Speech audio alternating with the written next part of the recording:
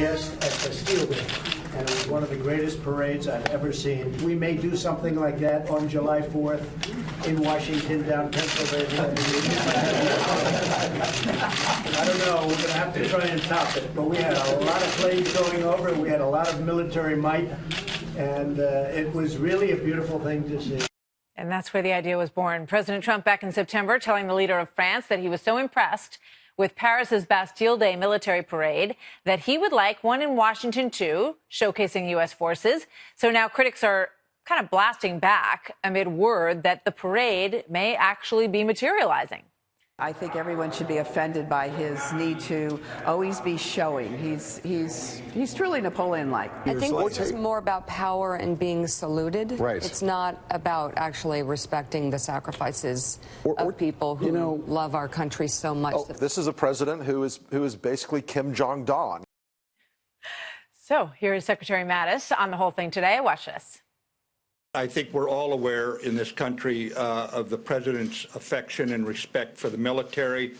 We've been putting together some options. We'll send them up to the White House for decision. Joining me now, Dana Loesch, a national radio host, and Jessica Tarlov, Fox News contributor and senior research director at Bustle.com. So, of course, this prompts the question, have we done this before? And yes, we have. In 1991, there was a military parade.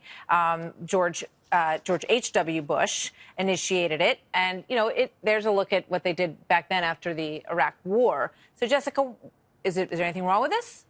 I don't think so. I don't think there's anything implicitly wrong with this. We do have days where we celebrate veterans and our servicemen and women. Memorial Day, Veterans Day are for that. 4th of July gets very rah-rah USA. There's a cost issue. That's kind of the idea. It is the idea, and I don't think anyone should have a problem with that. There's a cost issue.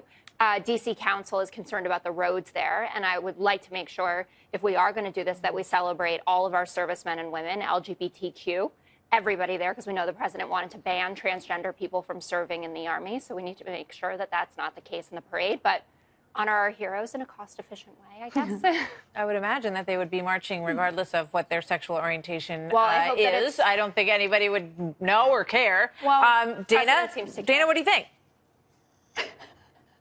Well, I agree with what was said about the cost issue as well. I mean, as long as if we can reduce spending overall, I think that's, I'm not opposed to hearing anything about a parade. And we also don't know exactly what the president is talking about either. I mean, the Secretary of Defense was saying that they're sending up a couple of options. So we don't know what we're looking at. I mean, it could just be General Mattis, like walking down the street and staring protesters down. I mean, we don't exactly know what we're going to get. Very cost-efficient version. But I would also, I mean, it would be very cost-efficient. I would also like to see a focus on perhaps rehabilitating, for the lack of a better way to put it, the VA.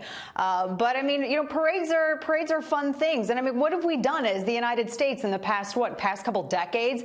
We've decimated the Taliban. We've busted Taliban. We've busted ISIS. We've reclaimed Mosul, took out bin Laden. So I think that there are a lot of things to celebrate when you look at the accomplishments of the U.S. military and the United States as a whole. Yeah. I mean, really, it's like a flyover. Everybody loves a flyover, right? Nobody complains about the nature of a flyover. We just watched some people on different media shows this morning complaining about it. When it comes to the cost, I'm always shocked, though, that people never pay any attention to cost. We're looking at a $19 trillion debt in this country. But the second something like this comes up, Dick Durbin says, it's too expensive, Jessica. So I just wonder why he doesn't ever say that anything else is too expensive. Well, I mean, now Republicans and Democrats both have no concern for how expensive things are. And I think that the Senate spending bill proves that.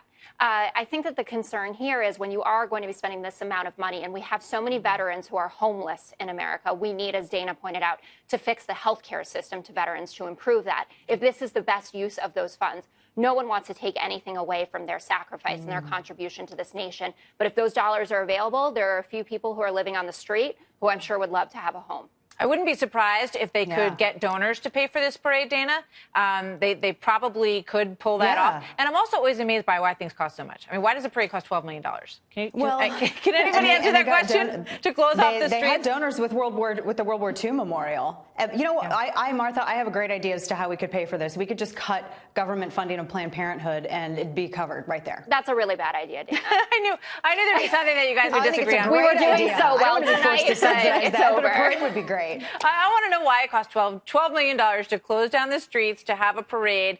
You know, there's some security issues involved, obviously, but I mean, $12 million. And you have hundreds of millions of dollars that go to Planned Parenthood. So just a drop in the bucket out of the Planned Parenthood budget would cover this. Dana, again, no on the cutting Planned Parenthood. All right, we got where you both are on that. Medicaid dollars are in federal funding. Medicaid dollars are a trip on a treadmill or something like that. There's probably something non-controversial that we can your patriotism. Thank you, guys. That seems unfair.